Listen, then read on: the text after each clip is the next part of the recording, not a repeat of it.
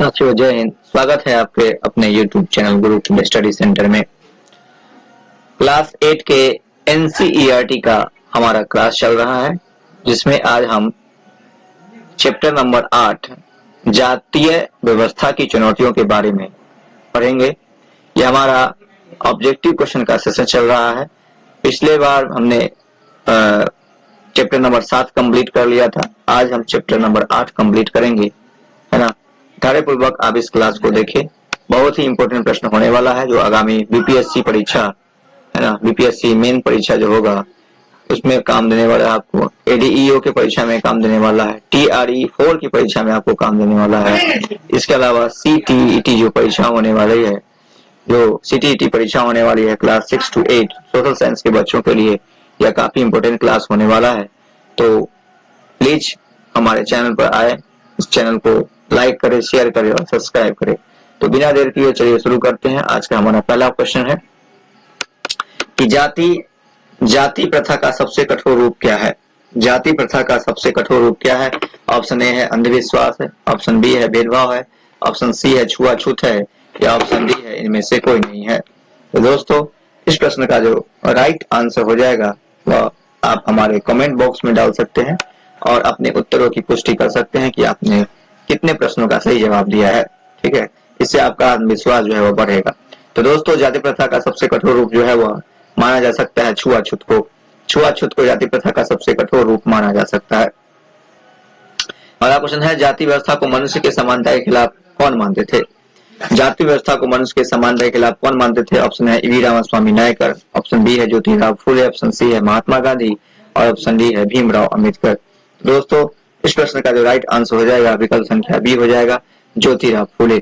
जाति व्यवस्था को मनुष्य की समानता के खिलाफ जो मानते थे वह ज्योतिराव फूले मानते थे। अगला प्रश्न है, दीनबंधु नामक मराठी पत्रिका का संपादन किसने किया था।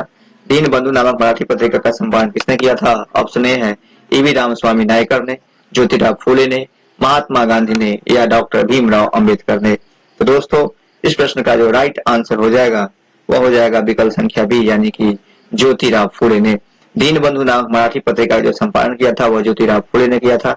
वह कई, ये जो है काफी इंपोर्टेंट प्रश्न है ना, ये काफी इंपोर्टेंट प्रश्न है। ये कई बार एग्जाम में पूछा जा चुका है, इसलिए इसको आप बार बार देखेंगे, इस प्रश्न को आप बार बार देखेंगे और याद करेंगे।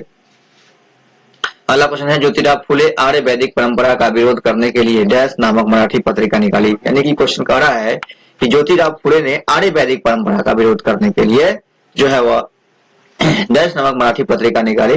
तो ऑप्शन है दीनबंधु नामक, ऑप्शन बी है सरफरोशी नामक मराठी पत्रिका, ऑप्शन सी है समरस नामक मराठी पत्रिका या ऑप्शन डी है इनमें से कोई नहीं। दोस्तों, 4 का हमारा राइट आंसर हो जाएगा दीनबंधु। ज्योतिराव फूले ने आर्य वैदिक परंपरा का विरोध करने के लिए दीनबंधु नामक मराठी पत्रिका जो है वो निकाली थी। दीनबंधु नामक मराठी पत्रिका निकाली थी। अगला क्वेश्चन है, गुलामी नामक पुस्तक के लेखक कौन है। ऑप्शन है V Ramaswamy Naicker, option B है ज्योतिराव फूले, ऑप्शन सी है महात्मा गांधी या ऑप्शन डी है भीमराव अम्बेडकर। तो दोस्तों, गुलामी नामक पुस्तक के जो लेखक थे, गुलामी नामक पुस्तक के लेखक जो थे वह ज्योतिराव फूले थे। गुलामी नामक पुस्तक के लेखक ज्योतिराव फूले थे। अगला क्वेश्चन है, गुलामी नामक पुस्तक कब लिखा गया था। गुलामी नामक पुस्तक जो है वह कब लिखा गया था। गुलामी नामक पुस्तक कब लिखा गया था। ऑप्शन ए 1899 में, ऑप्शन बी है 1870 में, ऑप्शन सी 1873 में या ऑप्शन डी 1874 ईस्वी में। तो दोस्तों, इस प्रश्न का राइट आंसर हो जाएगा विकल्प संख्या सी, यानी कि 1873 में। गुलामी नामक पुस्तक जो लिखा गया वो 1873 में लिखा गया। अगला क्वेश्चन है, ज्योतिराव फूले ने शूद्रों की दास्तां ए कारणों की व्याख्या अपनी किस पुस्तक में की थी। ज्योतिराव फूले ने शूद्रों की दास्तां ए कारणों की व्याख्या अपनी किस पुस्तक में की थी। ऑप्शन है गुलामी में, ऑप्शन बी है दास्तां में, ऑप्शन सी है बेरी में या ऑप्शन डी है दीनबंधु में।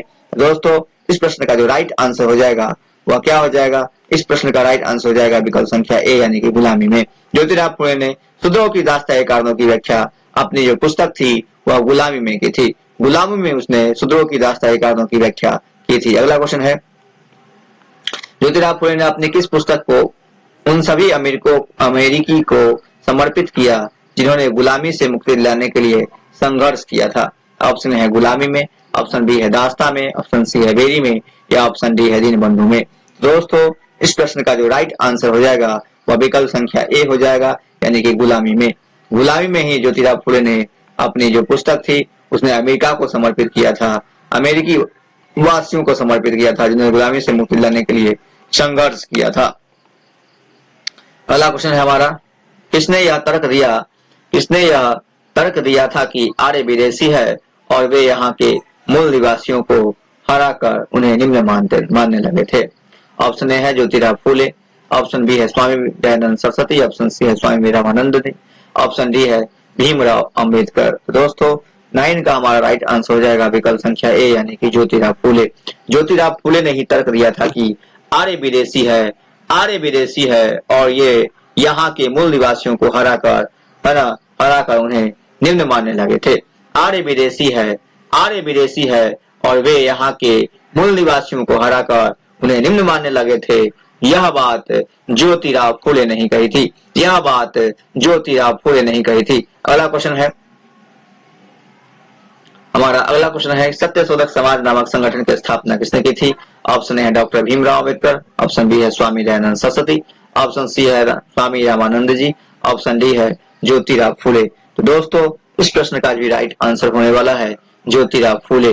सत्यशोधक समाज नामक संगठन की स्थापना ज्योतिराव फूले नहीं की थी। सत्यशोधक समाज नामक संगठन की स्थापना ज्योतिराव फूले नहीं की थी और यह काफी इंपोर्टेंट प्रश्न है, इसे 3 स्टार लगा लीजिएगा। इस प्रश्न को 3 स्टार लगा लीजिएगा, यह काफी इंपोर्टेंट प्रश्न है, यह काफी इंपोर्टेंट प्रश्न है। इस प्रश्न को आप 3 स्टार लगा लीजिएगा, ठीक है। अगला क्वेश्चन है, जातीय समानता के समर्थन में मुहिम किसने चलाई। जातीय समानता के समर्थन में मुहिम किसने चलाई। ऑप्शन ए है डॉक्टर भीमराव अंबेडकर ने, ऑप्शन बी है स्वामी दयानंद सरस्वती ने, ऑप्शन सी है स्वामी रामानंद ने, या ऑप्शन डी है ज्योतिराव फूले ने। तो जातीय समानता के समर्थन में मुहिम किसने चलाई थी, तो इसका राइट आंसर हो जाएगा विकल्प संख्या डी, यानी कि ज्योतिराव फूले ने। ज्योतिराव फूले ने ही जातीय समानता के खिलाफ जो है वह समर्थन में मुहिम चलाई थी।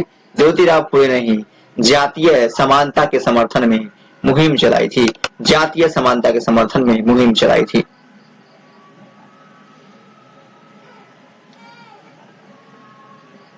हमारा अगला प्रश्न है कि किस संगठन ने जातीय समानता के समर्थन में मुहिम चलाई थी। ऑप्शन ए है सत्यशोधक समाज नामक संगठन ने, ऑप्शन बी है प्रार्थना समाज ने, है ना, प्रार्थना समाज ने, ऑप्शन सी है देव समाज में, ऑप्शन डी है बहिष्कृत हितकारिणी समाज ने। किस संगठन ने जातीय समानता के समर्थन में मुहिम चलाई थी। तो दोस्तों इस प्रश्न का जो राइट आंसर हो जाएगा विकल्प संख्या ए हो जाएगा, यानी कि सत्यशोधक समाज नामक संगठन ने, सत्यशोधक समाज नामक संगठन ने ही जातीय समानता के समर्थन में मुहिम चलाई थी, जातीय समानता के समर्थन में मुहिम चलाई थी।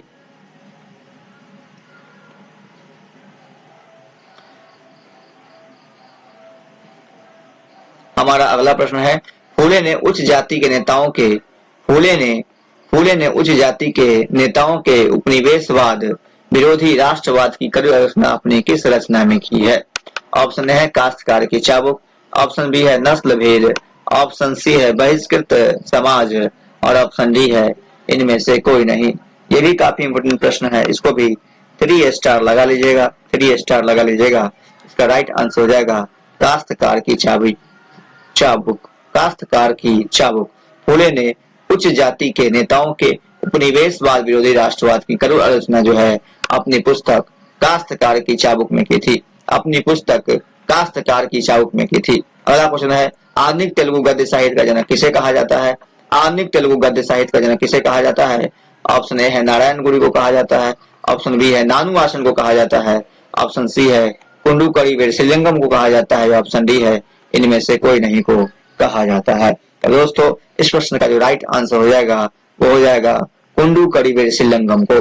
आधुनिक तेलुगु गद्य साहित्य के जनक जो है वह कुंडुकड़ी वीरसिलिंगम को कहा जाता है। आधुनिक तेलुगु गद्य साहित्य का जो जनक है वह कुंडुकड़ी वीरसिलिंगम को कहा जाता है। कुंडुकड़ी वीरसिलिंगम को ही आधुनिक तेलुगु गद्य साहित्य का जनक जो है वह कहा जाता है। अगला क्वेश्चन है, दक्षिण भारत में विधवा पुनर्विवाह, नारी शिक्षा, महिला मुक्ति जैसे कार्यों को किसने बल दिया था। दक्षिण भारत में विधवा पुनर्विवाह, नारी शिक्षा, महिला मुक्ति जैसे कार्यों को किसने बल दिया था। ऑप्शन ए है नारायण गुरु ने बल दिया था, ऑप्शन बी है नानू आसन ने बल दिया था, ऑप्शन सी है कुंडूकड़ी वीरेशलिंगम ने बल दिया था, या ऑप्शन डी है इनमें से किसी ने बल नहीं दिया था। दोस्तों 15 का जो राइट आंसर होने वाला है वह होने वाला है कुंडूकड़ी वीरेशलिंगम को, है ना। दक्षिण भारत में विधवा पुनर्विवाह, नारी शिक्षा, महिला मुक्ति जैसे कार्यों को जो बल दिया था वह कुंडूकड़ी वीरेशलिंगम ने ही बल दिया था। अगला क्वेश्चन है नारायण गुरु के बचपन का नाम क्या था? ऑप्शन ए है वीरेशलिंगम था, ऑप्शन बी है नानू आसन था, ऑप्शन सी है धोंदूपन था, या ऑप्शन डी है इनमें से कोई नहीं था। तो दोस्तों इस प्रश्न का राइट आंसर क्या हो जाएगा? तो इस प्रश्न का राइट आंसर हो जाएगा नानू आसन। यह भी काफी इंपोर्टेंट प्रश्न है, यह भी काफी इंपोर्टेंट प्रश्न है। इसको डबल स्टार लगा लीजिएगा, इसको डबल स्टार लगा लीजिएगा। नारायण गुरु के बचपन का नाम था नानू आसन। अगला क्वेश्चन है नारायण गुरु क्या थे? नारायण गुरु क्या थे? तो ये नारायण गुरु एक योग गुरु थे, एक धार्मिक गुरु थे, एक लौकिक गुरु थे, या इनमें से कोई नहीं। तो दोस्तों इस प्रश्न का राइट आंसर हो जाएगा कि नारायण गुरु जो थे एक धार्मिक गुरु थे। नारायण गुरु थे एक धार्मिक गुरु और इनके बचपन के नाम था नानू आसन। अगला प्रश्न है श्री नारायण धर्म परिपालन योगम की स्थापना किसने किया था? यह भी ट्रिपल स्टार लगा लीजिएगा इस प्रश्न को, ट्रिपल स्टार, है ना। ट्रिपल स्टार नहीं 5 स्टार लगाइए इस प्रश्न को, 5 स्टार लगाइए। श्री नारायण धर्म परिपालन योगम की स्थापना किसने की थी? ऑप्शन है नारायण गुरु ने, ऑप्शन बी है नानू आसन ने, ऑप्शन डी है, ऑप्शन सी है कुंडूकड़ी वीरेशलिंगम ने, ऑप्शन डी है इनमें से कोई नहीं। तो दोस्तों इस प्रश्न का जो राइट आंसर होने वाला है वह विकल्प संख्या ए होगा, यानी कि नारायण गुरु ने। श्री नारायण धर्म परिपालन योगम की स्थापना जो है वह नारायण गुरु ने की थी, है ना, नारायण गुरु ने की थी। अगला प्रश्न है श्री नारायण धर्म परिपालन योगम की स्थापना कब किया गया था? ऑप्शन ए है 1901 में किया गया था, ऑप्शन बी है 1900 ईस्वी में किया था, ऑप्शन सी है 1902 ईस्वी में किया गया था, या ऑप्शन डी है 1904 ईस्वी में किया गया था। दोस्तों इस प्रश्न का राइट आंसर हो जाएगा 1902 ईस्वी में किया गया था। श्री नारायण धर्म परिपालन योगम की स्थापना 1902 ईस्वी में किया गया था। अगला प्रश्न है निम्नलिखित में से कौन सा उद्देश्य श्री नारायण धर्म परिपालन योगम नामक संगठन के थे? है ना, इनमें से कौन सा उद्देश्य जो था, इनमें से कौन सा उद्देश्य जो था, है ना, इनमें से कौन सा उद्देश्य श्री नारायण धर्म परिपालन योगम नामक संगठन का था? ऑप्शन है छुआछूत का विरोध करना, ऑप्शन बी है पूजा विवाह और मृतक के अंतिम संस्कार की विधि को सरल बनाना, ऑप्शन सी है विकल्प ए और बी दोनों, या ऑप्शन डी है इनमें से कोई नहीं। तो दोस्तों इस प्रश्न का जो राइट आंसर हो जाएगा विकल्प संख्या सी हो जाएगा, यानी कि छुआछूत का विरोध करना, पूजा विवाह और मृतक के अंतिम संस्कार की विधि को सरल बनाना जो था वह नारायण धर्म परिपालन योगम नामक संगठन का उद्देश्य था। पहला क्वेश्चन पेरियार क्या थे? पेरियार क्या थे? एक सन्यासी थे, एक धार्मिक गुरु थे। सन्यासी या धार्मिक गुरु दोनों थे, या लौकिक गुरु थे, है ना, ये क्या थे?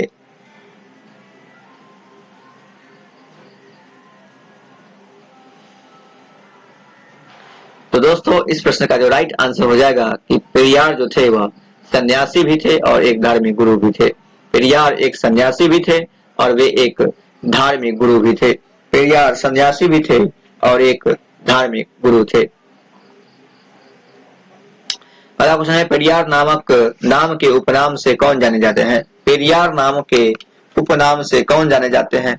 ऑप्शन है ईवी रामास्वामी नायकर जाने जाते हैं, ऑप्शन बी है दयानंद सरस्वती जाने जाते हैं, ऑप्शन सी है ज्योतिराव फुले जाने जाते हैं, या ऑप्शन डी है इनमें से कोई नहीं जाने जाते हैं।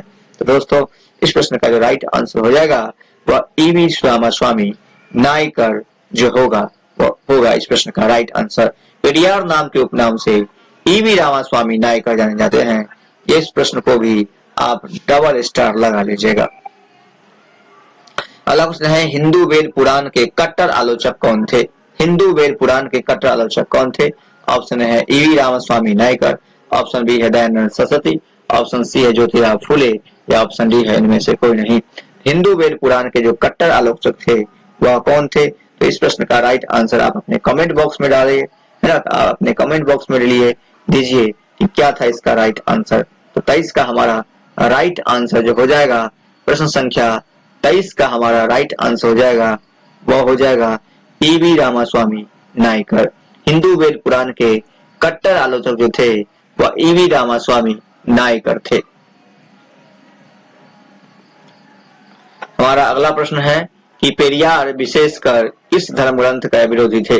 ऑप्शन है भगवत गीता के विरोधी थे, ऑप्शन बी है रामायण के विरोधी थे, ऑप्शन सी है मनु द्वारा रचित संहिता के विरोधी थे और ऑप्शन डी है उपयुक्त सभी के विरोधी थे। दोस्तों 24 का राइट आंसर हो जाएगा उपयुक्त सभी। पेरियार विशेषकर जो है वह भगवत गीता, रामायण, मनु द्वारा रचित संहिता इन सभी का विरोधी थे। इसके अलावा पेरियार जो थे वह जितना भी वेद है, पुराण है, उन सभी के वह विरोध करते थे, उन सभी का वह विरोध करते थे और कहते थे कि ब्राह्मणों ने अपने आप को ऊंचा दिखाने के लिए समाज में अपने आप को ऊंचा दिखाने के लिए इन सभी ग्रंथों की रचना की है, इन सभी ग्रंथों की रचना की है और इसीलिए वे भगवत गीता, रामायण, मनु द्वारा रचित संहिता इसके अलावा वेद पुराण को वो नहीं मानते थे और इसकी आलोचना करते थे। अगला क्वेश्चन है किसका मानना था कि ब्राह्मणों ने निचली जातियों पर अपनी सत्ता तथा महिलाओं पर पुरुषों का प्रभुत्व स्थापित करने के लिए भगवत गीता, रामायण और मनु द्वारा रचित संहिता का सहारा लिया है? ये क्वेश्चन काफी इंपॉर्टेंट है, इसको 5 स्टार लगा लीजिए। तो ये प्रश्न है, इसका राइट आंसर हो जाएगा ईवी रामास्वामी नायकर। ईवी रामास्वामी नायकर जो है इस प्रश्न का राइट आंसर हो जाएगा। ईवी रामास्वामी नायकर का ही मानना था कि ब्राह्मणों ने निचली जातियों पर अपनी सत्ता तथा महिलाओं पर पुरुषों का प्रभुत्व स्थापित करने के लिए भगवत गीता, रामायण और मनु द्वारा रचित संहिता का सहारा लिया है ना? ये राइट आंसर हो जाएगा ईवी रामास्वामी नायकर। स्वाभिमान आंदोलन किसने चलाया था? स्वाभिमान आंदोलन किसने चलाया था? ऑप्शन ए है ईवी रामास्वामी नायकर ने चलाया था, ऑप्शन बी है दयानंद सरस्वती ने चलाया था, ऑप्शन सी है ज्योतिराव फुले ने चलाया था या ऑप्शन डी है इनमें से कोई नहीं चलाया था। दोस्तों स्वाभिमान आंदोलन जो चलाया था वह ईवी रामास्वामी नायकर ने चलाया था। स्वाभिमान आंदोलन डॉक्टर ईवी रामास्वामी नायकर ने ही चलाया था। अगला क्वेश्चन है ईवी रामास्वामी नायकर ने स्वाभिमान आंदोलन कब चलाया था? ऑप्शन ए है 1920 में चलाया था, ऑप्शन बी है 1921 में चलाया था, ऑप्शन सी है 1925 में चलाया था या ऑप्शन डी है 1950 में चलाया था। तो दोस्तों 27 का हमारा राइट आंसर हो जाएगा विकल्प संख्या सी, यानी कि 1925 ईस्वी में ईवी रामास्वामी नायकर ने स्वाभिमान आंदोलन 1925 ईस्वी में चलाया था। यह भी क्वेश्चन इंपोर्टेंट है, इसको डबल स्टार लगा लीजिए, ठीक है। अगला क्वेश्चन है पेरियार ने गैर ब्राह्मण जातियों को जागरूक करने के लिए कौन सा आंदोलन चलाया था? पेरियार ने गैर ब्राह्मण जातियों को जागरूक करने के लिए कौन सा आंदोलन चलाया था? ऑप्शन है आत्मसम्मान आंदोलन, स्वाभिमान आंदोलन, जन सम्मान आंदोलन या सभी आंदोलन। तो दोस्तों इसका राइट आंसर हो जाएगा विकल्प संख्या बी हो जाएगा इसका राइट आंसर, स्वाभिमान आंदोलन। पेरियार ने गैर ब्राह्मण जातियों को जागरूक करने के लिए स्वाभिमान आंदोलन चलाया था, स्वाभिमान आंदोलन चलाया था। अगला क्वेश्चन है आत्मसम्मान आंदोलन किसने शुरू किया था? ऑप्शन ए है ईवी रामास्वामी नायकर ने शुरू किया था, ऑप्शन बी है दयानंद सरस्वती ने शुरू किया था, ऑप्शन सी है ज्योतिराव फुले ने शुरू किया था या इनमें से कोई नहीं शुरू किया था। तो दोस्तों आत्मसम्मान आंदोलन जो शुरू किया था, आत्मसम्मान आंदोलन जो शुरू किया था वह ईवी रामास्वामी नायकर ने शुरू हुआ था। ईवी रामास्वामी नायकर ने शुरू किया था आत्मसम्मान आंदोलन, जिसे पेरियार के नाम से भी जाना जाता है। ईवी रामास्वामी नायकर को पेरियार के नाम से भी जाना जाता है। अगला प्रश्न है आत्मसम्मान आंदोलन कब चलाया गया था? आत्मसम्मान आंदोलन कब चलाया गया था? हमारा आत्मसम्मान आंदोलन कब चलाया गया था? इसका ऑप्शन है 1920 ईस्वी में चलाया गया था, ऑप्शन बी है ना 1921 ईस्वी में चलाया गया था, ऑप्शन सी है 1925 ईस्वी में चलाया गया था या ऑप्शन डी है 1950 ईस्वी में चलाया गया था। तो दोस्तों प्रश्न संख्या 30 का राइट आंसर हो जाएगा विकल्प संख्या सी, यानी कि 1925 ईस्वी में। 1925 ईस्वी में ही आत्मसम्मान आंदोलन चलाया गया था और दोस्तों 1925 ईस्वी में ही स्वाभिमान आंदोलन चलाया गया था।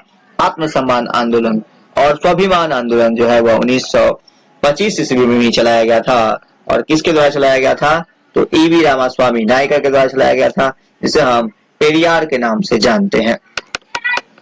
अगला प्रश्न है पूडी अरसू नामक आलेख किसका है? पूडी अरसू नामक आलेख किसका है? ऑप्शन है ईवी रामास्वामी नायकर का है, ऑप्शन बी है दयानंद सरस्वती जी का है, ऑप्शन सी है ज्योतिराव फूले का है, या ऑप्शन डी है इनमें से कोई नहीं है। तो पूरी अरसू नामक जो आलेख है, पुरु अरसू नामक जो आलेख है वह ईवी रामास्वामी नायकर का ही है। पूरी अरसू नामक आलेख जो है वह ईवी रामास्वामी नायकर का है।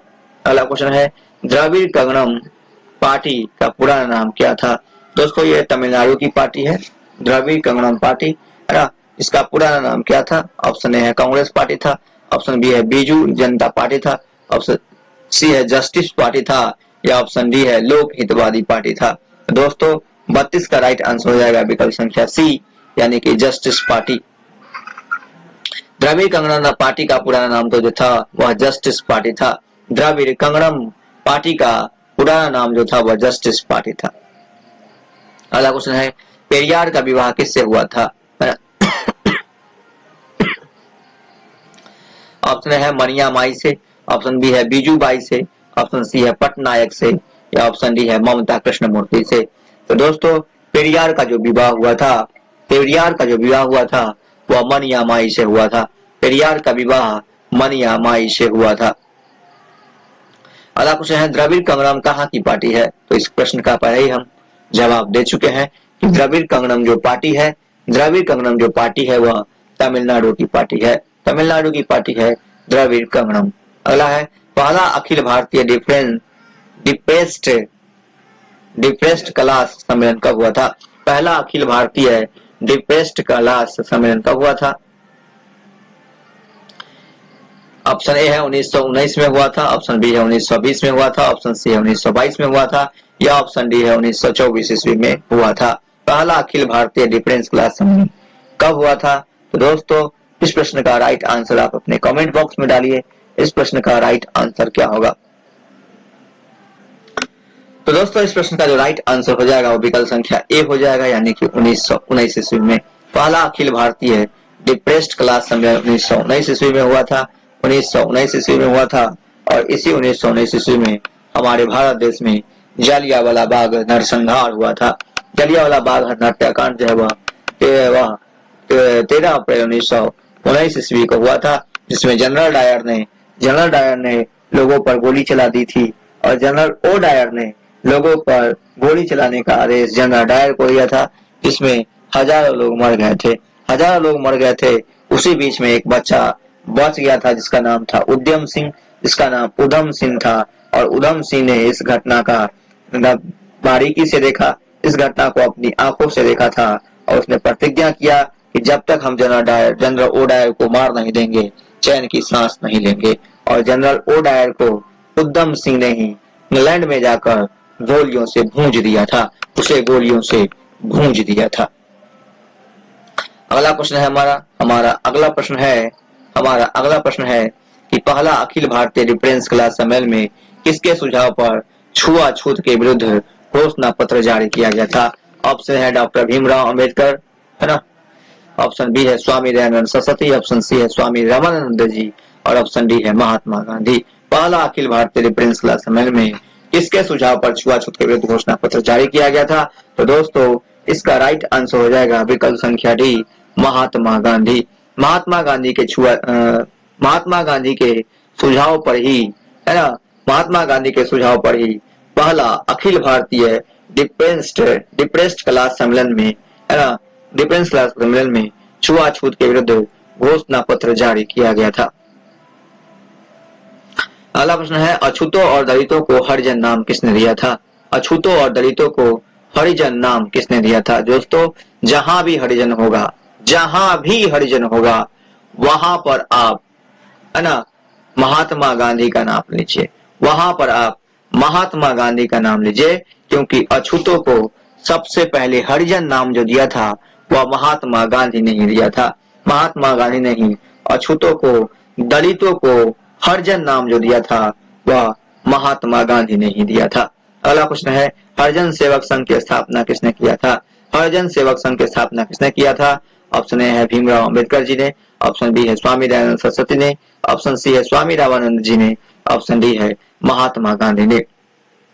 हरिजन सेवक संघ की स्थापना जो है हरिजन सेवक संघ की स्थापना जो है वह महात्मा गांधी ने है किया था। दोस्तों हम पहले ही बता चुके हैं कि जहां भी हरिजन होगा उससे संबंधित हमारे महात्मा गांधी होंगे, उससे संबंधित हमारे महात्मा गांधी जी ही होंगे। अगला प्रश्न है, महात्मा गांधी ने हरिजन सेवक संघ का गठन कब किया था? ऑप्शन है 1919 में, ऑप्शन बी है 1920 में, ऑप्शन सी है 1922 में, या ऑप्शन डी है 1932 में। क्या है इसका आंसर? कमेंट बॉक्स में डालिए। तो दोस्तों इसका राइट आंसर हो जाएगा 39 का। जब तक मैं बता रहा हूं आप लोग कमेंट बॉक्स में डालिए 39 का राइट आंसर क्या हो जाएगा। तो दोस्तों 39 का राइट आंसर हो जाएगा 1932 ईस्वी में। महात्मा गांधी ने हरिजन सेवक संघ का गठन जो हुआ था वह 1932 ईस्वी में किया था, 1932 ईस्वी में किया था। अगला प्रश्न है, हरिजन नामक साप्ताहिक पत्रिका किसने निकाली? हरिजन नामक साप्ताहिक पत्रिका किसने निकाली? आप समझ गए होंगे किसने निकाली होगी, आप लोग समझ चुके होंगे कि हरिजन नामक साप्ताहिक पत्रिका किसने निकाली होगी, क्योंकि हरिजन जब भी होगा तो महात्मा गांधी का नाम आगे होगा। हरिजन जब भी होगा तो महात्मा गांधी का नाम सबसे आगे होगा। हरिजन जब भी होगा महात्मा गांधी का नाम आगे होगा। अगला प्रश्न है, हरिजन नामक साप्ताहिक पत्रिका कब निकाली गई थी? ऑप्शन है 1919 ईस्वी में, ऑप्शन बी है 1933 ईस्वी में, ऑप्शन सी है 1922 ईस्वी में, या ऑप्शन डी है 1932 ईस्वी में। दोस्तों 41 का राइट आंसर हो जाएगा। 41 का राइट आंसर क्या होगा आप लोग कमेंट बॉक्स में डालिए। 41 का राइट आंसर क्या होगा? 41 का राइट आंसर जो होगा वह विकल्प संख्या बी होगा, 1933 में। हरिजन नामक साप्ताहिक पत्रिका जो है महात्मा गांधी ने निकाला था। कब निकाला था? तो 1933 ईस्वी में। अगला प्रश्न है, हरिजन नामक साप्ताहिक पत्रिका में किस संवेदनशील विषयों को रखा गया था? हरिजन नामक साप्ताहिक पत्रिका में किस संवेदनशील विषय को रखा गया था? ऑप्शन है हरिजन का मंदिर, ऑप्शन है हरिजन का मंदिर में प्रवेश, ऑप्शन बी है जलाशयों को हरिजनों के लिए उपलब्ध करवाना, ऑप्शन सी है शिक्षण संस्थानों को हरिजन में प्रवेश, शिक्षण संस्थानों में हरिजनों का प्रवेश, या ऑप्शन डी है उपर्युक्त सभी। तो दोस्तों इस प्रश्न का जो राइट आंसर हो जाएगा वो अपने कमेंट बॉक्स में डालिए। आप लोग कमेंट बॉक्स में डालिए हरिजन नामक साप्ताहिक पत्रिका में किन संवेदनशील विषयों को रखा गया था। तो दोस्तों आपको पता है कि इसमें जो रखा गया था वह हरिजनों का मंदिर में प्रवेश को रखा गया था, जलाशयों को हरिजनों के लिए उपलब्ध करवाने को रखा गया था, शिक्षण संस्थान में हरिजनों के प्रवेश को लेकर जो मुद्दा उठा है रखा गया था, इसी हरिजन नामक साप्ताहिक पत्रिका में रखा गया था। तो इस प्रकार इस प्रश्न का जो राइट आंसर हो जाएगा वह विकल्प संख्या डी हो जाएगा।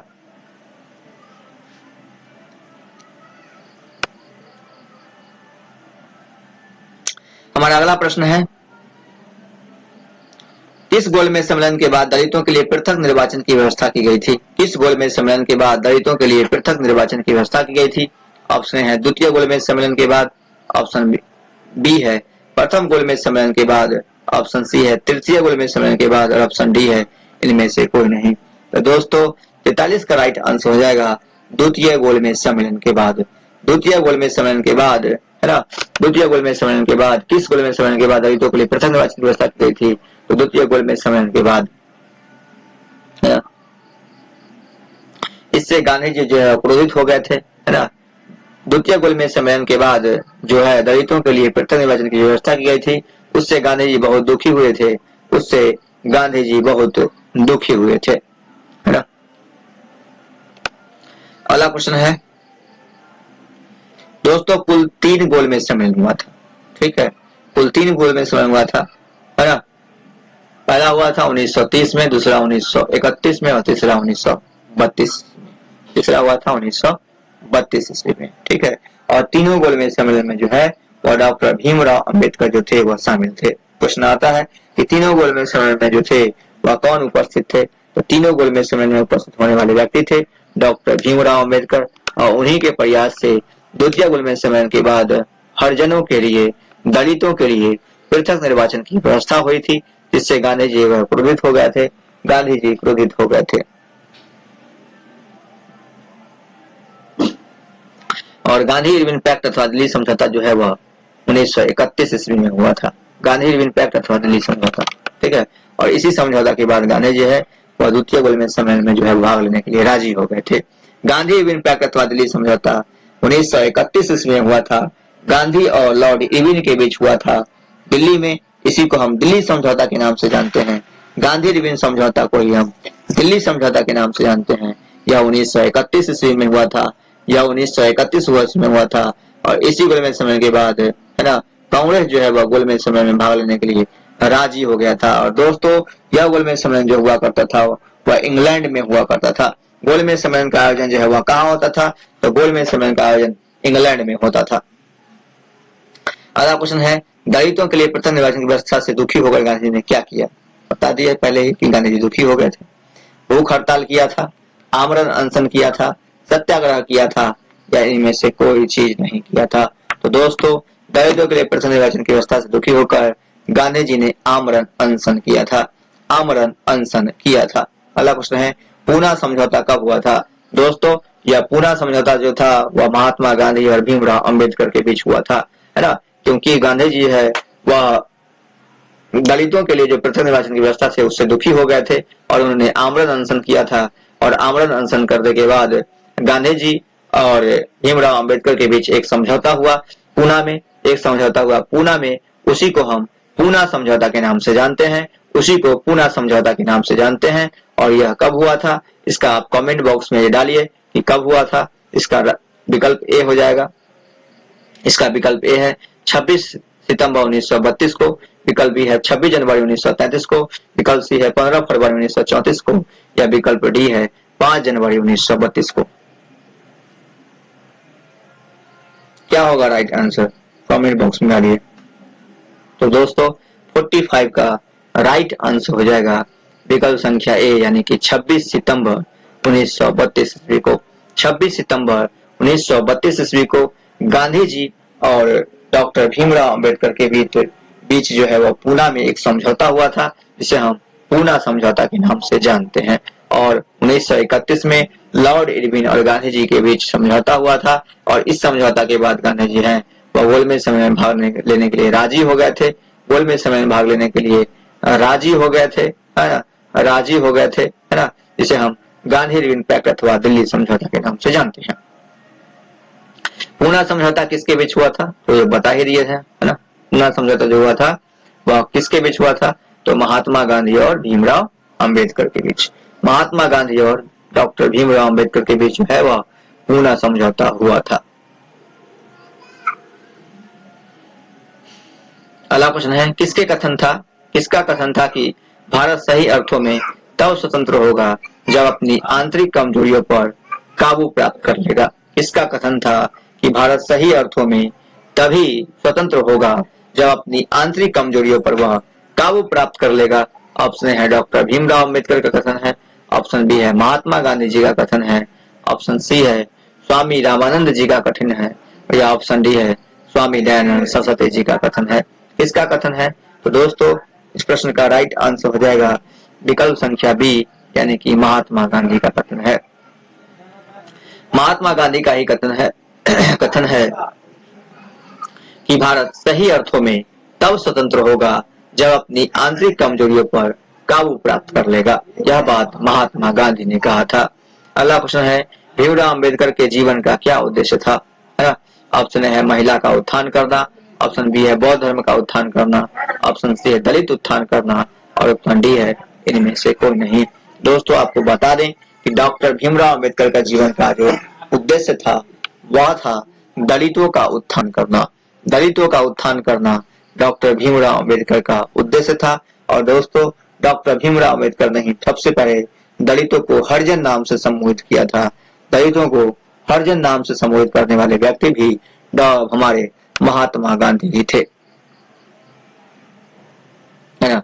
महात्मा गांधी जो थे वह दलितों को हरिजन नाम दिया था। और डॉक्टर भीमराव अंबेडकर का जीवन का जो उद्देश्य था वह दलितों का उत्थान करना, है ना। दोस्तों, आपको बता दें कि महात्मा ये जो थे डॉक्टर भीमराव अंबेडकर जो थे वह जीवन के अंतिम दिनों में हिंदू धर्म को त्याग कर बौद्ध धर्म स्वीकार कर लिया था। जो अपने जीवन के अंतिम वर्षों में डॉक्टर भीमराव अंबेडकर ने, है ना, हिंदू धर्म का त्याग करके बौद्ध धर्म अपना लिया था। ठीक है। सामंती दास्ता के प्रबल विरोधी कौन थे? ऑप्शन है doctor Bhimrao Ambedkar, option B है महात्मा गांधी, ऑप्शन सी है स्वामी रामानंद जी, ऑप्शन डी है स्वामी दयानंद सरस्वती। तो सामंती रास्ता के खिलाफ जो थे वह थे डॉक्टर भीमराव अंबेडकर। सामंती रास्ता के प्रबल विरोधी जो थे वह डॉक्टर भीमराव अंबेडकर थे। अगला क्वेश्चन है बहिष्कृत हितकारिणी सभा का गठन किसने किया था? वो 5 स्टार इसको लगाइए, इसको 5 स्टार लगाइए, 5 स्टार लगाइए। बहिष्कृत हितकारिणी सभा का गठन किसने किया था? ऑप्शन ए है doctor Bhimrao Ambedkar, option B है महात्मा गांधी, ऑप्शन सी है स्वामी रामानंद जी और ऑप्शन डी है स्वामी दयानंद सरस्वती। दोस्तों बहिष्कृत हितकारिणी सभा का जो गठन हुआ था, आप अपने कमेंट बॉक्स में इसका आंसर डालिए, कमेंट बॉक्स में आंसर डालिए। तो इसका राइट आंसर क्या होगा? तो दोस्तों इस प्रश्न का जो राइट आंसर हो जाएगा वो हमारे भीमराव अंबेडकर जी होगा। बहिष्कृत हितकारिणी सभा का गठन हमारे भीमराव अंबेडकर जी ने किया था।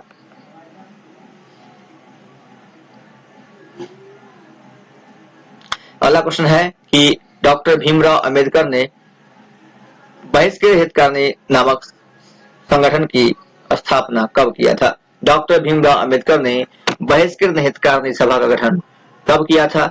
1920 में, 1924 में, 1925 में या 1926 ईस्वी में? क्या होगा इसका राइट आंसर? कमेंट बॉक्स में आप लोग डालिए। तो इसका राइट आंसर क्या होगा? तो दोस्तों इस प्रश्न का जो राइट आंसर हो जाएगा वह विकल्प संख्या बी हो जाएगा, 1924 ईस्वी में। बहिष्कृत डॉक्टर भीमराव अंबेडकर ने बहिष्कृत हितकारिणी सभा का गठन 1924 ईस्वी में किया था। अगला क्वेश्चन है महादलित सत्याग्रह का आह्वान किसने किया था? महादलित सत्याग्रह का आह्वान किसने किया था? ऑप्शन ए है डॉक्टर भीमराव अंबेडकर ने, ऑप्शन बी है महात्मा गांधी ने, ऑप्शन सी है स्वामी रामानंद जी ने, ऑप्शन डी है स्वामी दयानंद सरस्वती ने। महादलित सत्याग्रह का आह्वान किसने किया था? महादलित सत्याग्रह का आह्वान किसने किया था?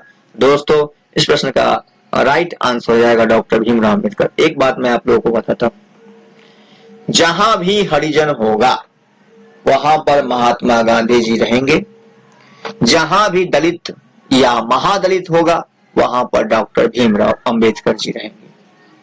इसको ध्यान से समझ लीजिए आप लोग। जहां भी हरिजन रहेगा वहां महात्मा गांधी जी रहेंगे, जहां पर हरिजनों की बात होगी वहां पर महात्मा गांधी जी होंगे, और जहां दलित या महादलित का बात होगा वहां पर डॉक्टर भीमराव अंबेडकर जी होंगे। अगला क्वेश्चन है महादलित सत्याग्रह का आह्वान भीमराव अंबेडकर ने कब किया था? 1920 ईस्वी में, 1924 ईस्वी में, 1925 ईस्वी में या 1927 ईस्वी में? तो दोस्तों महादलित सत्याग्रह का आह्वान डॉक्टर भीमराव अंबेडकर जी ने 1927 ईस्वी में किया था। महादलित सत्याग्रह का आह्वान डॉक्टर भीमराव अंबेडकर जी ने 1927 ईस्वी में किया था। अगला क्वेश्चन है हमारा अनुसूचित जाति संघ की स्थापना किसने किया था? अनुसूचित जाति संघ की स्थापना किसने किया था? ऑप्शन ए है डॉक्टर महात्मा गांधी ने किया था, ऑप्शन बी है डॉक्टर भीमराव अंबेडकर जी ने किया था, ऑप्शन सी है स्वामी रामानंद जी ने किया था, या ऑप्शन डी है स्वामी दयानंद जी ने किया था। तो 54 का राइट आंसर हो जाएगा डॉक्टर भीमराव अंबेडकर ने। अनुसूचित जाति संघ की स्थापना डॉक्टर भीमराव अंबेडकर ने किया था। अनुसूचित जाति संघ की स्थापना डॉक्टर भीमराव अंबेडकर जी ने किया था। अगला क्वेश्चन है डॉक्टर भीमराव अंबेडकर ने हिंदू धर्म का त्याग कर कौन सा धर्म अपना लिया था? इस प्रश्न को हम पहले डिस्कशन कर चुके हैं कि डॉक्टर भीमराव अंबेडकर ने हिंदू धर्म को त्याग कर बौद्ध धर्म अपना लिया था अपने जीवन के अंतिम वर्षों में। अपने जीवन के अंतिम वर्षों में डॉक्टर भीमराव अंबेडकर ने हिंदू धर्म को त्याग कर बौद्ध धर्म जो है वह अपना लिया था।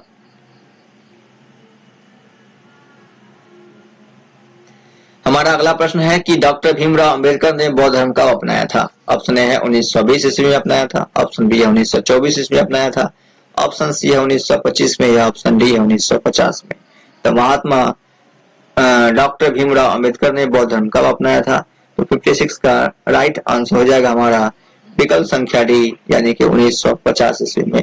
डॉक्टर भीमराव अंबेडकर ने 1950 ईस्वी में है ना बौद्ध धर्म अपना लिया था। डॉक्टर भीमराव अंबेडकर ने बौद्ध धर्म 1950 ईस्वी में अपना लिया था। अगला क्वेश्चन है, वेद समाज की स्थापना 1864 में कहाँ हुई थी? वेद समाज की स्थापना 1864 में कहाँ हुई थी? ऑप्शन ए है पश्चिम बंगाल में हुई थी, है ना। ऑप्शन बी है मद्रास में हुई थी, ऑप्शन सी है गुजरात में हुई थी, या ऑप्शन डी है पंजाब में हुई थी। गुजरात के जामनगर में हुई थी या पंजाब के जामनगर में हुई थी। ठीक है, तो 57 का राइट आंसर क्या हो जाएगा? कमेंट बॉक्स में आप लोग बोलिए 57 का राइट आंसर क्या होगा। तो दोस्तों 57 का राइट आंसर हो जाएगा, है ना, वेद समाज की स्थापना 1864 में मद्रास के चेन्नई शहर में हुई थी। मद्रास के चेन्नई शहर में वेद समाज की स्थापना 1864 में हुई थी। मद्रास के चेन्नई में वेद समाज की स्थापना 1864 में हुई थी। अगला क्वेश्चन है कि राजा राम मोहन राय की मृत्यु कब हुई थी? राजा राम मोहन राय की मृत्यु कब हुई थी? ऑप्शन है 1793 ईस्वी में, ऑप्शन बी है 1811 ईस्वी में, ऑप्शन सी है 1833 ईस्वी में, या ऑप्शन डी है 1853 ईस्वी में। राजा राम मोहन राय की मृत्यु कब हुई थी? राजा राम मोहन राय की मृत्यु कब हुई थी? तो दोस्तों इस प्रश्न का राइट आंसर आप अपने कमेंट बॉक्स में डालिए। इस प्रश्न का राइट आंसर क्या होगा? राजा राम मोहन राय की मृत्यु कब हुई थी? तो 58 का राइट आंसर हो जाएगा विकल्प संख्या हमारा सी, 1833 में। 1833 ईस्वी में राजा राम मोहन राय की मृत्यु हो गई थी। 1833 ईस्वी में राजा राम मोहन राय की मृत्यु हो गई थी। राजा राम मोहन राय का जन्म कब हुआ था? अगला क्वेश्चन है, राजा राम मोहन राय का जन्म कब हुआ था? ऑप्शन है 1682 में, ऑप्शन बी है 1722 में, ऑप्शन सी है 1772 में, या ऑप्शन डी है 1782 ईस्वी में। तो 59 का राइट आंसर हो जाएगा हमारा, 59 का राइट आंसर हो जाएगा विकल्प संख्या सी, 1772 ईस्वी में। राजा राम मोहन राय का जो जन्म हुआ था वह 1772 ईस्वी में हुआ था। 1772 ईस्वी में राजा राम मोहन राय का जन्म हुआ था। 1772 में राजा राम मोहन राय का जन्म हुआ था और 1833 में उनकी मृत्यु हो गई थी। दोस्तों आप अपने कमेंट बॉक्स में डालिए कुल राजा राम मोहन राय ने, है ना, कोई कितने वर्षों तक अपना जीवन जो है वह जिया, कितने वर्षों तक वे धरती पर रहे, क्योंकि 1872 में जन्म हुआ, 1833 में उनकी मृत्यु हो गई। आप लोग कैलकुलेट करके बताइए कि राजा राम मोहन राय कितने वर्षों तक अपने जीवन जो है वह जिया। अगला क्वेश्चन है, ज्योतिराव फूले का जन्म कब हुआ था? ज्योतिराव फूले का जन्म कब हुआ था? ऑप्शन है 1856 में, ऑप्शन बी है 1857 ईस्वी में, ऑप्शन सी है 1827 ईस्वी में, और ऑप्शन डी है 1880 ईस्वी में। इसका राइट आंसर क्या होगा? तो दोस्तों इस प्रश्न का जो राइट आंसर हो जाएगा वह विकल्प संख्या सी हो जाएगा, यानी कि 1827 ईस्वी में। राजा ज्योतिराव फूले का जन्म जो हुआ था वह 1827 ईस्वी में हुआ था। ज्योतिराव फूले का जन्म 1827 ईस्वी में हुआ था। अगला प्रश्न है, ब्रिटिश काल में स्त्री पुरुष तुलना नामक किताब, ब्रिटिश काल में यानी कि अंग्रेजों के काल में स्त्री पुरुष तुलना नामक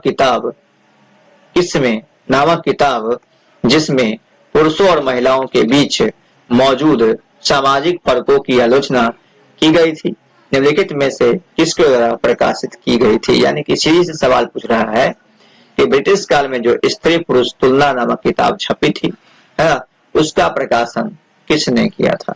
ऑप्शन है ताराबाई शिंदे ने, ऑप्शन बी है बेगम रुकैया सखावत ने, ऑप्शन सी है मुमताज अली ने, ऑप्शन डी है पंडित रमाबाई ने।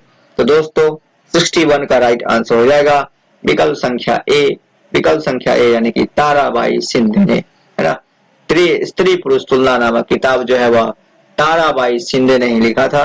ताराबाई शिंदे ने लिखा था स्त्री पुरुष तुलना नामक किताब, ताराबाई शिंदे ने लिखा था, है ना, लिखा था ब्रिटिश काल में, है ना। सामाजिक फर्कों की आलोचना इस किताब में की गई थी। अगला प्रश्न है, वेद समाज की स्थापना कब हुई थी? वेद समाज की स्थापना कब हुई थी? 1864 में, 1875 में, 1865 में, या 1876 में? 1876 में वेद समाज की स्थापना कब हुई थी? तो दोस्तों 62 का राइट आंसर हो जाएगा हमारा। 62 का राइट आंसर हो जाएगा विकल्प संख्या ए हो जाएगा इसका 1864 में। वेद समाज की स्थापना जो हुई थी वह 1864 ईस्वी में हुई थी, वेद समाज की स्थापना। अगला क्वेश्चन है विधवा विवाह का कानून किसके प्रयास से पास हुआ था? विधवा विवाह का कानून जो है वह किसके प्रयास से पास हुआ था? ऑप्शन ए है राजा राम मोहन राय के प्रयास से, ऑप्शन बी है ईश्वर चंद्र विद्यासागर के प्रयास से, ऑप्शन सी है स्वामी विवेकानंद जी के प्रयास से, या ऑप्शन डी है पंडित रमाबाई के प्रयास से। तो दोस्तों विधवा विवाह का कानून जो है वह पास हुआ था। विधवा विवाह जो कानून है आप अपने कमेंट बॉक्स में डालिए, आप अपने कमेंट बॉक्स में इसका आंसर दीजिए कि विधवा विवाह कानून जो है वह किसके प्रयास से पास हुआ था। तो दोस्तों 63 का राइट आंसर हो जाएगा ईश्वर चंद्र विद्यासागर के प्रयास से। विधवा विवाह जो है वह कानून बनकर पास हुआ था। विधवा विवाह कानून जो है वह पास हुआ था ईश्वर चंद्र विद्यासागर के प्रयास से, है ना। ईश्वर चंद्र विद्यासागर के प्रयास से विधवा विवाह कानून जो है वह पास हुआ था। अगला क्वेश्चन है कि विधवा विवाह का अनुमति का कानून कब पास हुआ था? विधवा विवाह का अनुमति का कानून कब पास हुआ था? 1864 में, 1875 में, 1856 में, या 1876 में? विधवा विवाह अनुमति का कानून जो है वह कब पास हुआ था? यानी कहने का मतलब है कि विधवा विवाह कानून जो है वह उसको मान्यता कब मिला था? विधवा विवाह कानून की मान्यता जो है वह कब मिला था? विधवा विवाह कानून की मान्यता कब मिला था? ये प्रश्न किया जा रहा है। 64 का राइट आंसर हो जाएगा विकल्प संख्या सी 1856 में। ये काफी इंपोर्टेंट है, इस प्रश्न को 7 स्टार लगा लीजिएगा और ये प्रश्न को 5 स्टार लगा लीजिएगा। विधवा विवाह कानून किसके प्रयास से पास हुआ था? तो ये हुआ था ईश्वर चंद्र विद्यासागर। ये वेद समाज की स्थापना किस कब हुई थी? 1864 में। इसको 5 स्टार लगाइएगा। विधवा विवाह कानून किसके प्रयास से पास हुआ था? ईश्वर चंद्र विद्यासागर से, इसको 5 स्टार। और विधवा विवाह कानून की अनुमति का कानून कब पास हुआ था? तो 1856 में, इसको 7 स्टार लगाइए। अगला क्वेश्चन है वेरिसिलिंगम पंतुल ने तेलुगु भाषा इलाके किसके समर्थन में संगठन बनाया था? वेरिसिलिंगम पंतुल ने तेलुगु भाषा इलाकों में किसके समर्थन में संगठन बनाया था? ऑप्शन है सती प्रथा के विरोध में, है ना। किसके समर्थन में संगठन बनाया था, है ना। ऑप्शन है सती प्रथा के विरोध में, ऑप्शन बी है वीरेसिलिंगम पंतुल ने तेलुगु भाषा इलाके में किसके, है ना, विरोध में संगठन बनाया था, है ना। किसके समर्थन में संगठन बनाया था? सती प्रथा के विरोध में, बाल विवाह के विरोध में। यहाँ पे समर्थन नहीं होगा, यहाँ पे होगा विरोध में, यहाँ पे होगा विरोध में।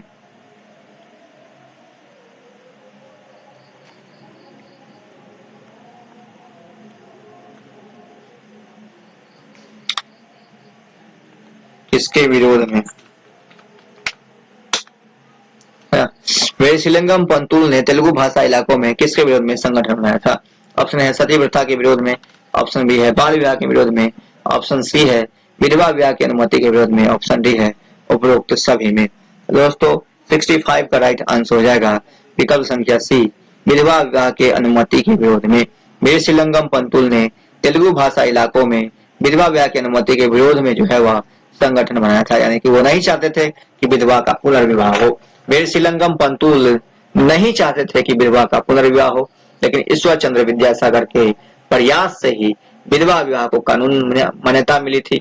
विधवा विवाह को मान्यता मिली थी और वह कब मिली थी? तो 1856 ईस्वी में यह कानून बना और इसके विरोध में वेरिसिलिंगम पंतुल जो तेलुगु भाषा के कवि थे, उसने विधवा विवाह की अनुमति के विरोध में संगठन बना दिया था। अगला क्वेश्चन है पंडित रमाबाई का योगदान क्या था? ऑप्शन है पूना में एक कॉलेज की स्थापना करना, ऑप्शन बी है पूना में एक समाचार पत्र का संपादन करना, ऑप्शन सी है पूना में एक विधवा गृह की स्थापना करना, या ऑप्शन डी है उपरोक्त सभी। तो दोस्तों यह भी काफी इंपोर्टेंट प्रश्न है, इसको 5 स्टार लगाइए, इसको 5 स्टार लगाइए। इसका राइट आंसर हो जाएगा पूना में एक विधवा गृह की स्थापना करना पंडित रमाबाई का योगदान रहा है। पूना में एक विधवा गृह की स्थापना किया था, वो किया था पंडित रमाबाई ने। पंडित रमाबाई ने पूना में एक विधवा गृह की स्थापना किया था।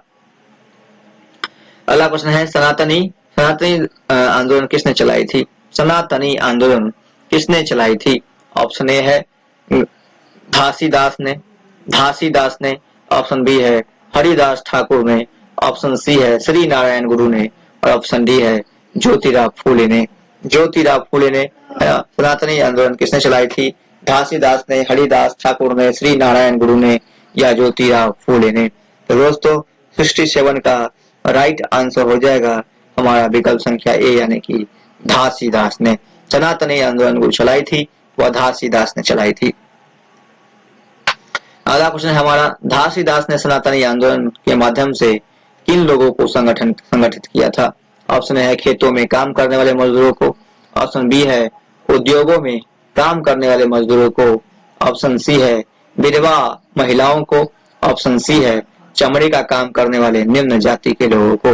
तो दोस्तों इसका राइट आंसर हो जाएगा विकल्प संख्या डी, चमड़े का काम करने वाले निम्न जाति के लोगों को संगठित जो किया था वह घासीदास ने किया था। चमड़े का काम करने वाले निम्न जाति के लोगों को संगठन करने का काम जो किया था वह घासीदास ने किया था। अगला क्वेश्चन है प्रार्थना समाज की स्थापना कब हुई थी? प्रार्थना समाज की स्थापना कब हुई थी? ऑप्शन ए है 1807 ईस्वी में हुई थी, है ना, ऑप्शन बी 1836 ईस्वी में हुई थी, ऑप्शन सी 1867 में हुई थी, ऑप्शन डी 1876 ईस्वी में हुई थी। प्रार्थना समाज की स्थापना कब हुई थी? दोस्तों 69 का राइट आंसर हो जाएगा विकल्प संख्या सी यानी कि 1867 ईस्वी में। प्रार्थना समाज की स्थापना 1867 ईस्वी में हुई थी। प्रार्थना समाज की स्थापना। अगला क्वेश्चन है पूर्वी बंगाल के चांडाल काश्तकारों का आंदोलन किसने चलाया था? पूर्वी बंगाल में चांडाल काश्तकारों का एक आंदोलन हुआ था, वह किसके द्वारा चलाई गई थी? ऑप्शन ए है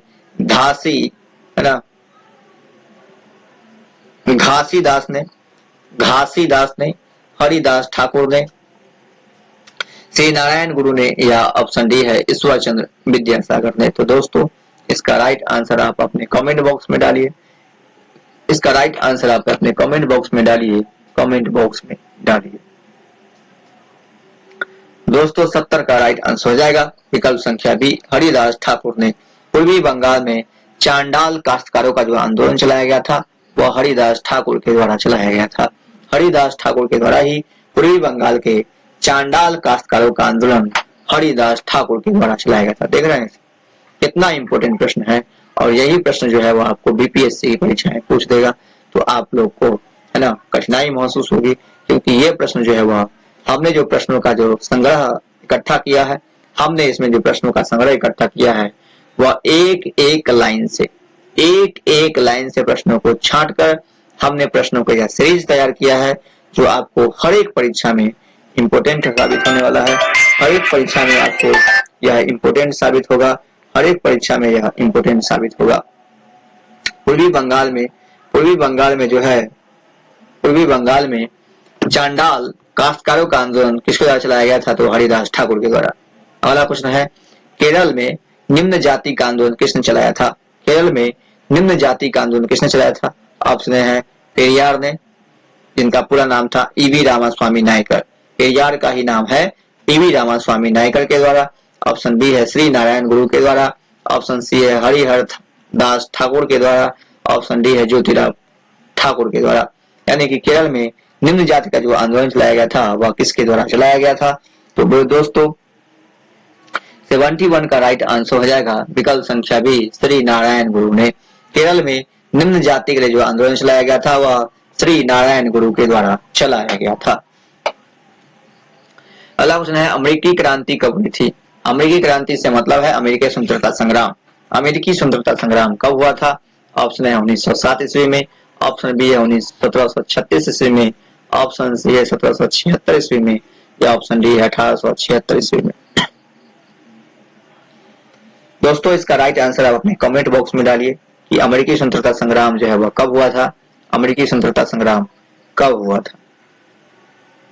तो दोस्तों इस प्रश्न का राइट आंसर हो जाएगा विकल्प संख्या सी यानी कि 1776 में।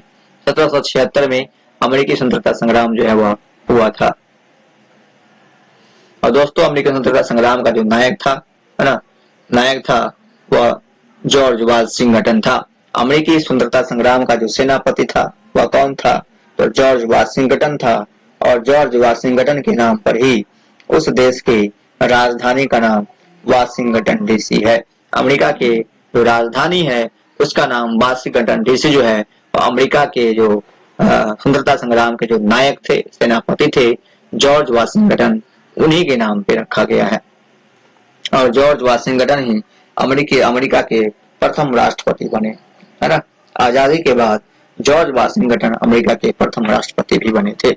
अगला प्रश्न है, आजकल मध्यम वर्गीय परिवार की लड़कियों की विशेषता क्या है ना। ऑप्शन ए है लड़कियां स्कूल जाती है, सही है। वे नौकरियां करती है, ये भी ठीक है।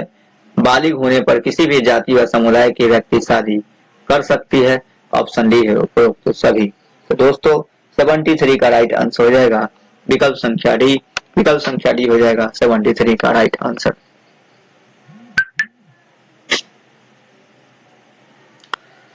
दोस्तों आप कमेंट बॉक्स में आंसर जरूर डालिएगा और हमारा जो खत्म हो जाएगा, है ना, हमारा जो यहाँ पे खत्म हो जाएगा सीरीज, उसके बाद आप देखिएगा कि आपको कितना आपका सही हुआ, आपका कितना जो सही आंसर आपने दिया है।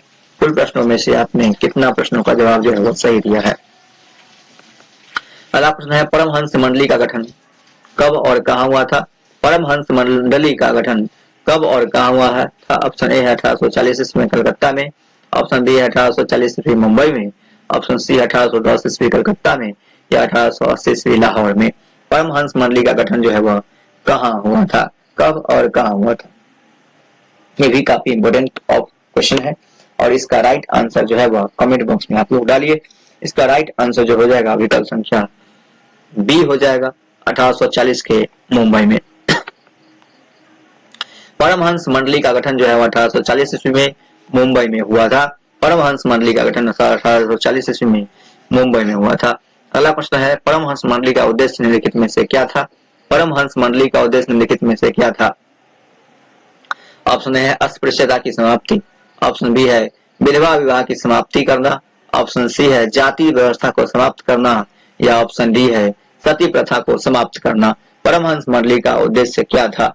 दोस्तों 75 का राइट आंसर हो जाएगा विकल्प संख्या सी, जाति व्यवस्था को समाप्त करना। परमहंस मंडली का जो मुख्य उद्देश्य था वह जाति व्यवस्था को समाप्त करना था, परमहंस मंडली का मुख्य उद्देश्य। अगला प्रश्न है हमारा, अलीगढ़ आंदोलन किसने चलाई थी? अलीगढ़ आंदोलन किसने चलाई थी? ऑप्शन ए है पंडित रमाबाई ने चलाई थी, ऑप्शन बी है सैयद अहमद खान ने चलाई थी, ऑप्शन सी है केशव चंद्र सेन ने चलाई थी, या ऑप्शन डी है इनमें से कोई नहीं। तो दोस्तों अलीगढ़ आंदोलन किसने चलाई थी, इस प्रश्न का राइट आंसर क्या होगा आप लोग अपने कमेंट बॉक्स में डालिए, है ना, इसका आंसर दीजिए। चलिए मैं ही बता देता हूँ, 76 का राइट आंसर हो जाएगा विकल्प संख्या बी, सैयद अहमद खान। अलीगढ़ आंदोलन के जो नेता थे वह सैयद अहमद खान थे।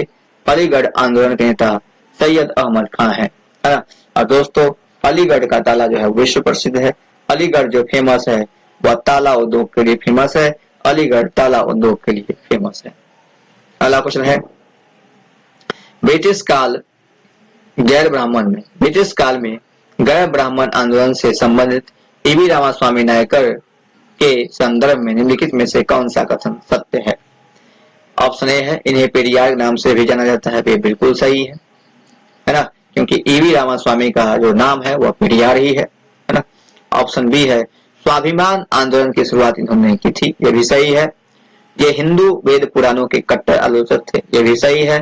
तो दोस्तों इस प्रश्न का राइट आंसर हो जाएगा उपर्युक्त सभी।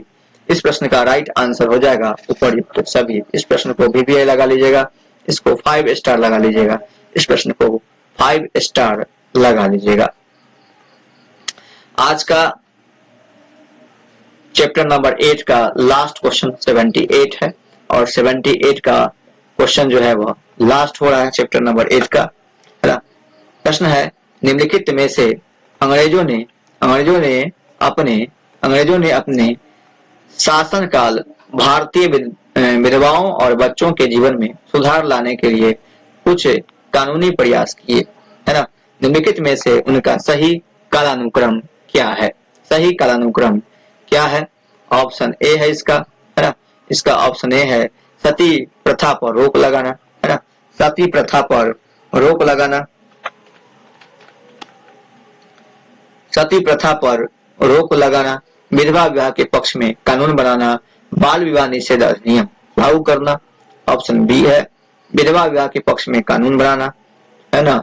सती प्रथा पर रोक लगाना, बाल विवाह निषेध अधिनियम बनाना।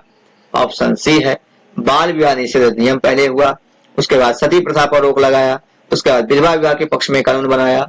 या ऑप्शन डी है सती प्रथा पर पहले रोक लगाया, बाल विवाह पर निषेध अधिनियम लगाया उसके बाद, या विधवा विवाह के पक्ष में कानून बनाया। तो दोस्तों, है ना, दोस्तों इस चारों विकल्प में से आपको कौन सा ऐसा विकल्प लग रहा है जो सही कालानुक्रम के हिसाब से सजाया गया होगा, जो सही कालानुक्रम के हिसाब से सजाया गया होगा?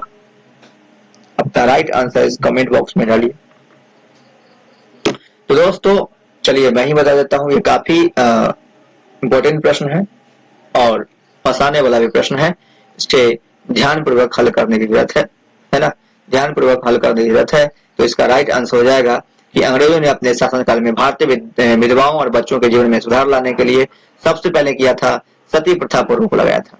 सबसे पहले अंग्रेजों ने सती प्रथा पर रोक लगाया था, है ना। उसके बाद विधवा विवाह के पक्ष में कानून बनाया था, उसके बाद बाल विवाह निषेध अधिनियम बनाया था। तो दोस्तों इस प्रश्न का जो राइट आंसर हो जाएगा विकल्प संख्या ए हो जाएगा। विकल्प संख्या ए इस प्रश्न का राइट आंसर हो जाएगा। विकल्प संख्या ए इस प्रश्न का राइट आंसर हो जाएगा।